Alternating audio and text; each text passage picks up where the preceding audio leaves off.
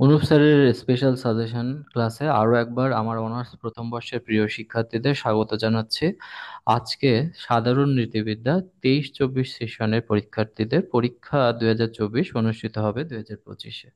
ক বিভাগের যে প্রশ্নগুলো রয়েছে, দুইজন দার্শনিক পরিচয় থেকে দুইজন পূর্ণতাবাদী দার্শনিক, স্বজ্ঞাবাদী দার্শনিক, নীতি দার্শনিক, উপযোগবাদের প্রবক্তা, নৈতিক বিবর্তনবাদের প্রবক্তা, তারপরে উপযোগবাদী দার্শনিক আসবে। দুইজন পুনরাবাদী দার্শনিকের নাম লেখো। অস্তিত্ববাদের জনক সোরেন কিয়ারকেগার্ড।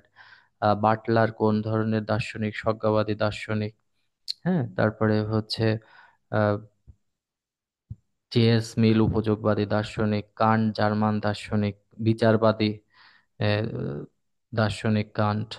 দুইজন উপযোগবাদী দার্শনিক, মিল উপযোগবাদী নীতি দার্শনিক। স্বজ্ঞাবাদী দুইজন দার্শনিক হচ্ছেন বাটলার, রস। কান্ট জার্মানির দার্শনিক। হার্বার্ট স্পেন্সারের নৈতিক মতবাদের নাম হচ্ছে বিবর্তন সম্মত সুখবাদ। জে.এস. মিল কোন ধরনের দার্শনিক? উনিও উপযোগবাদী দার্শনিক। এখানে রয়েছে সংজ্ঞার মধ্যে দৈহিক সুখকে স্থূল সুখ বলে, মানসিক সুখকে সূক্ষ্ম সুখ বলে, সদিচ্ছা কর্তব্য কাকে বলে, ঐচ্ছিক ক্রিয়া কি, শর্তহীন আদেশ, মনস্তাত্ত্বিক সুখবাদ, উপযোগবাদ কাকে বলে, নিয়ন্ত্রণবাদ কাকে বলে, অনিয়ন্ত্রণবাদ কাকে বলে, নিরপেক্ষ ক্রিয়া কি, প্রায়োগিক নীতিবিদ্যা কি, প্র্যাকটিক্যাল এথিক্স, অনৈচ্ছিক ক্রিয়া কি, নৈতিকতা কি, নৈতিক অবধারণ কাকে বলে, সজ্ঞা কি, এগুলো পড়বে।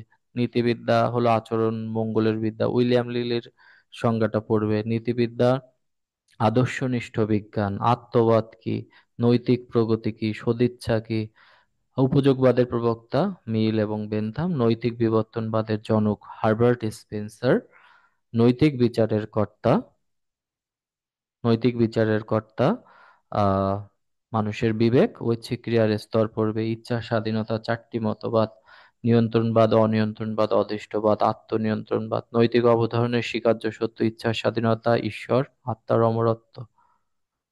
সুখবাদ দুই প্রকার: মনস্তাত্ত্বিক সুখবাদ, নৈতিক সুখবাদ। পরিবেশ নীতিবিদ্যার আলোচ্য বিষয় পরিবেশ নীতিবিদ্যা, এগুলো পড়বে।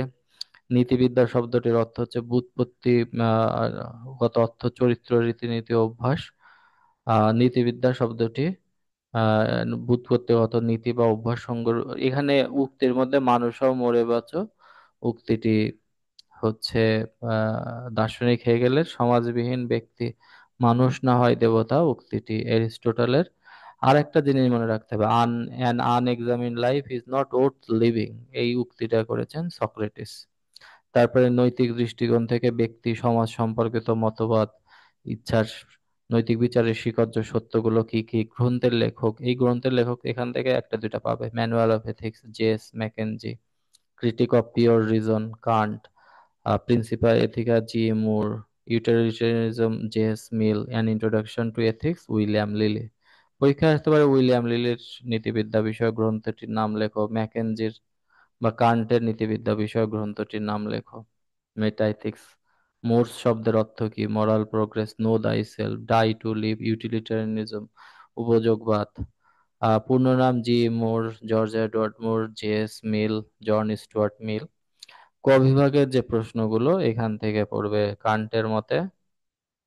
এখানে ক বিভাগের যে প্রশ্ন আছে, ক বিভাগের যে প্রশ্নগুলো আছে এখানে দেখো। ক ক বিভাগের যে কান্টের মতে সদিচ্ছা কি ব্যাখ্যা করো, নীতিবিদ্যা ও ধর্মের সম্পর্ক। এখান থেকে কান্টের সদিচ্ছাটা আর নীতিবিদ্যা পাঠের প্রয়োজনীয়তা, সুখবাদের কূটাভাস, উপযোগবাদ, নৈতিক অবধারণ, নৈতিক সংশয়বাদ। আহ হেগেলের সুখের গণনা প্রণালী, অধিকার ও কর্তব্য, নৈতিক প্রগতি, এগুলো বেশি গুরুত্বপূর্ণ, তবে সবগুলো প্রশ্নই তোমাদেরকে পড়তে হবে। হ্যাঁ। আর গ বিভাগের যে প্রশ্নগুলো রয়েছে, নীতিবিদ্যার সাথে মনোবিজ্ঞানের সম্পর্ক, সমাজ বিজ্ঞানের সম্পর্ক, এই দুটো থেকে একটা প্রশ্ন তোমরা পাবেই। মনস্তাত্ত্বিক সুখবাদ থেকে নৈতিক সুখবাদের পার্থক্য আলোচনা করো। মিলের উপযোগবাদ বা মিল কিভাবে বেন্থামের উপযোগ, এখান থেকে একটা পাবে, আসবে। কান্টের নৈতিক মতবাদ সংক্ষেপে আলোচনা করো। ইচ্ছার স্বাধীনতা মতবাদটি, নিয়ন্ত্রণবাদ, অনিয়ন্ত্রণবাদ। স্বজ্ঞাবাদ থেকে একটা প্রশ্ন পাবে।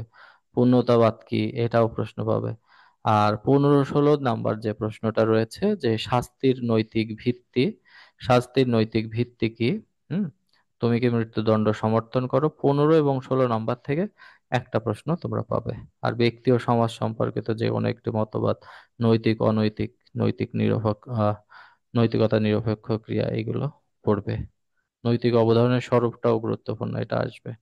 তো এই ছিল আজকের সাজেশনের ক্লাস। আশা করছি তোমরা সবাই এই সাজেশনের ক্লাসটি করে উপকৃত হয়েছো। তোমাদের আগামী পরীক্ষা অনেক অনেক ভালো হোক, এই শুভকামনা জানিয়ে আজকের সাজেশন ক্লাসটি শেষ করছি। তোমরা দর্শন বিভাগ, দর্শন একাডেমির সাথে থাকো এবং দর্শন বিভাগের এই গ্রুপে বন্ধুদেরকে অ্যাড করো, করে এখান থেকে সব সাজেশন বা এই জিনিসগুলো তোমরা আপ টু ডেট থাকতে পারবে। তো সবার আগামী পরীক্ষা ভালো হোক।